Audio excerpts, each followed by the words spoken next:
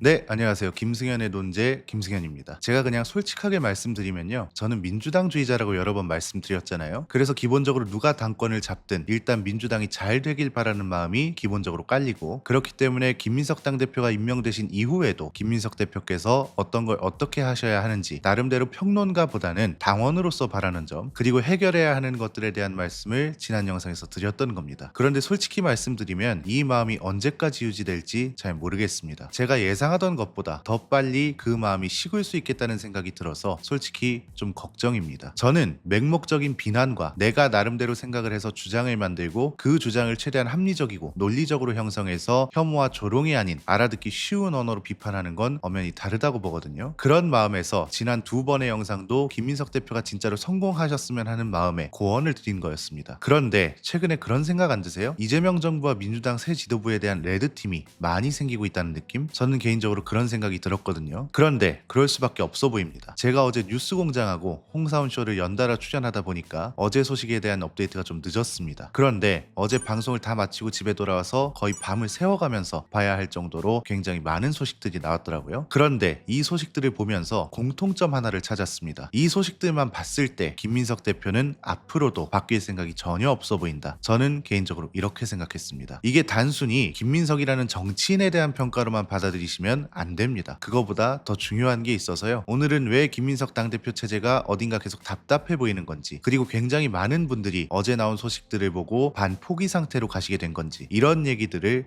해보려 합니다. 오늘도 본격적으로 시작하기 전에 구독과 좋아요 한 번씩 부탁드리고요. 여러분의 슈퍼챗과 후원은 영상 제작에 큰 힘이 됩니다. 신임 당대표로 임명되시고 나서 당연히 인사임명에 대한 소식을 많이 기다리셨을 겁니다. 그런데 이번에 발표된 인사들을 보면 우리가 그 어떤 말을 해도 바뀌긴 어렵겠구나 하는 생각을 했습니다. 그냥 몇 명만 살펴보면 됩니다. 우선 민주연구원 혁신 TF 단장에 강득구 전 최고로 임명했고요. 사무총장으로는 한정혜 의원을 임명했습니다. 그나마 친석계 쪽으로 분류되지 않고 지난 경기도지사 예비경선 때도 굉장히 합리적인 모습을 보여주셨던 권칠승 의원을 정책위 의장으로 임명한 건 두고 볼 일이지만, 저는 권칠승 의원을 임명한 것만으로 평가를 하긴 어렵다고 판단한 이유가 있습니다. 이건 뒤에서 자세히 설명해 보도록 하고요. 그 다음 중앙당 대변인으로는 어떤 사람을 임명했냐, 많은 이름이 동시에 나왔는데 저는 이 중에 조계원 의원이 가장 눈에 띄었습니다. 이 인사임명을 기억하신 상태에서 제가 정리한 내용만 들으셔도 왜 많은 분들이 기대를 저버리고 있는 건지, 그리고 이 주체들을 우리가 어떤 기준으로 판단하고 평가해야 하는지 이해가 되실 겁니다. 어렵지 않습니다. 크게 세 가지만 보시면 됩니다. 우선 첫 번째는 민주당에서 제대로 된 진단을 전혀 안 하고 있다는 게 굉장히 큰 문제입니다. 이건 김민석 대표도 당연히 포함됩니다. 어제 이걸 뉴스공장에서도 이야기하려고 준비했고, 다행히 홍사훈 쇼에서는 간략하게 언급을 했는데, 제가 살짝 해명을 하자면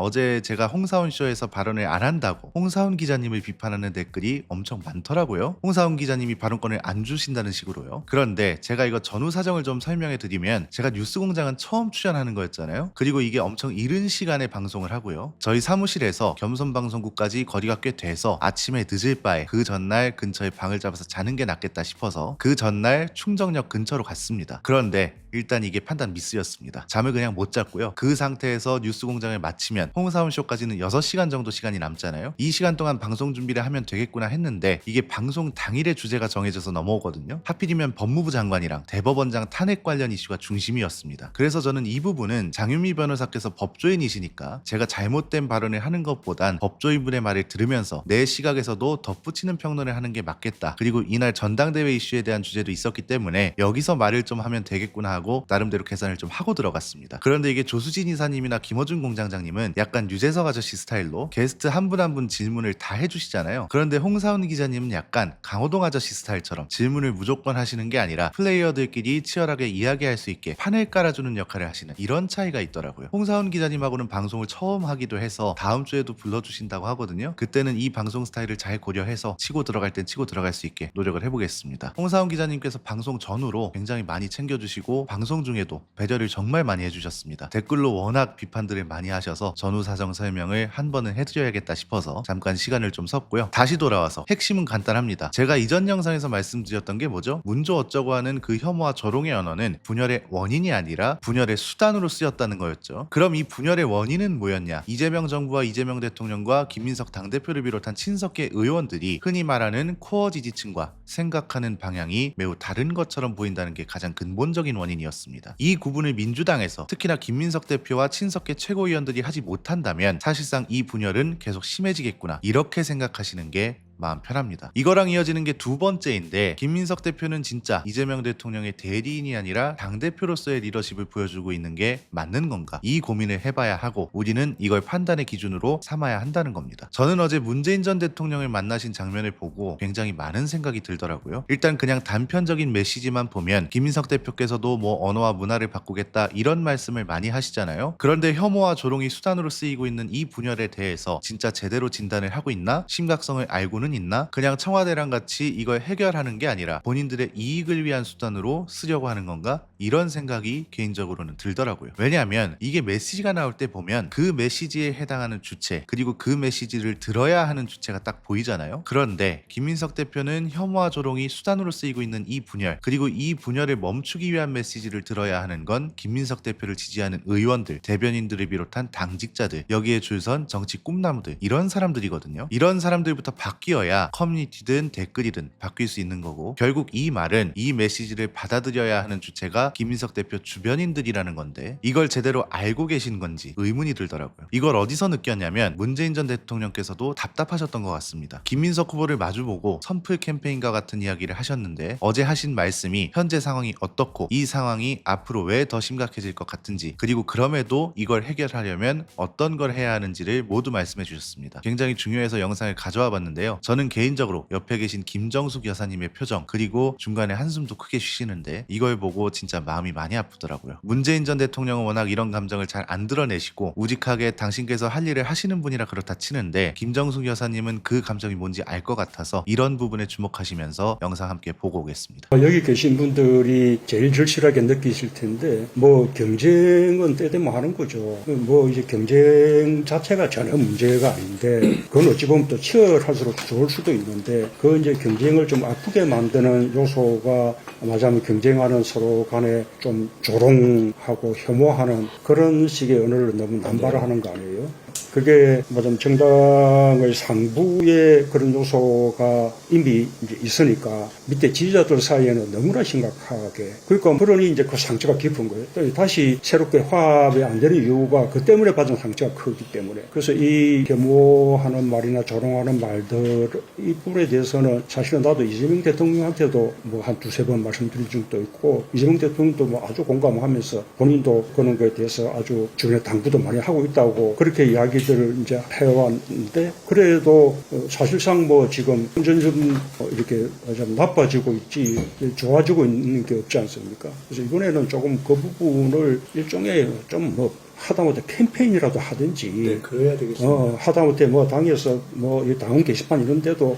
좀 선을 넘으면 과감하게 그런 부분들은 배제해서, 그래서 이제 이런 정도의 용어를 쓰는 것은 우리 민주당으로서는 용납할 수 없는 일이다라는 것을 조금 선을 그어주는 일들이 좀 필요하지 않을까 싶고요. 그 사실은 좀 만들어 보겠습니다. 그래요. 이런 부분들은 뭐 사실은 이게 지도부가 어떻게 할 게 아니라 맞아면 당원 문화가 그렇게 돼 가야 되는 건데, 지금은 이미 뭐 그렇게 좀 자율에 맡기고 당부하고 하는 것만으로는 해결될 수 없는 지경에 난 이르렀다 생각해요. 사실 이 정도로 명확한 메시지가 김민석 대표 입에서 나왔다면 이 메시지를 거르는 자들은 자동으로 필터링이 됩니다. 그런데 지금은 오히려 더 심해지고 있잖아요. 정청래 의원한테 갔던 근조화한, 이런 게 황희두 이사께서 계속해서 문제 제기하고 있는 DC 갤러리, 그 중에서도 비대위 갤러리, 이런 데서 막 실행이 되는 건 물론이고 조롱으로도 퍼지고 있습니다. 그러니까 백날 대통령이 문재인 전 대통령하고 오찬을 하고 당대표 후보들하고 같이 웃으면서 사진 찍으면 뭐하냐 이거죠. 이러니까 뒷북 친다는 말만 나오고 갈수록 상태는 악화되고, 이게 계속 반복되고 있는 거잖아요. 당장 앞에서 보여드린 문재인 전 대통령 예방 영상도 보시면 이게 민주당 공식 채널에 올라온 겁니다. 그런데 여기 댓글창을 보면 여전히 문재인 전 대통령하고 김정숙 여사님을 향한 조롱 댓글이 난무합니다. 실제로 문재인 전 대통령은 대통령 되시기 전에 이런 선풀 운동을 이끄셨던 적이 있었습니다. 대통령 되시기 전에 당대표직을 내려놓으셨을 때, 이때도 SNS랑 댓글 이런 게 심각했거든요. 이 당시 어떤 말씀을 하셨었는지 이것도 영상으로 보고 오겠습니다. 요즘 우리 SNS 이렇게 보면 너무 살벌하지 않습니까?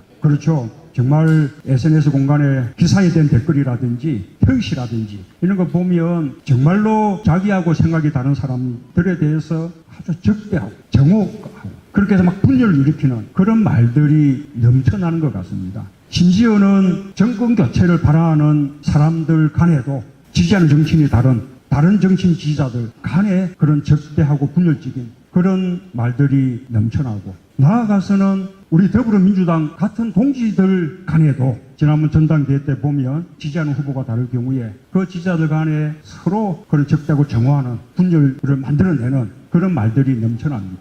그러니 갈등과 분열을 조장하는 작전 세력도 그런 틈을 타서 활동을 하고, 그것이 또 갈등과 이렇게 분열을 더 증폭시킵니다. 저는 이래서는 안 된다고 생각합니다. 항상 경쟁은 아름다운 경쟁이어야 되고, 그 경쟁이 끝나고 나면 다시 협력할 수 있는 그런 경쟁이 돼야 되거든요. 그래야 경쟁이라는 것이 우리 힘을, 우리 역량을 더 키워나가는 과정이 되는데, 경쟁하는 과정에서 상대를 적대하고 정화하고 상처를 남기고, 그러면 경쟁이 끝나고 난 이후에도 함께 하게 되기가 어렵지 않습니다.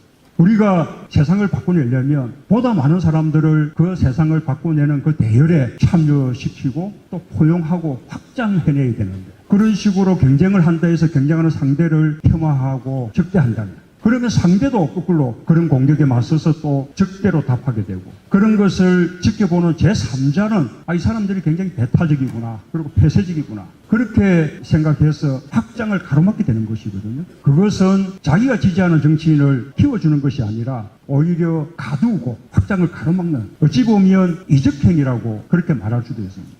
저는 이제 SNS 공간에서 정말로 대대적인 어떤 선풀 운동 같은 게 좀 전개돼야 한다고 생각합니다. 지금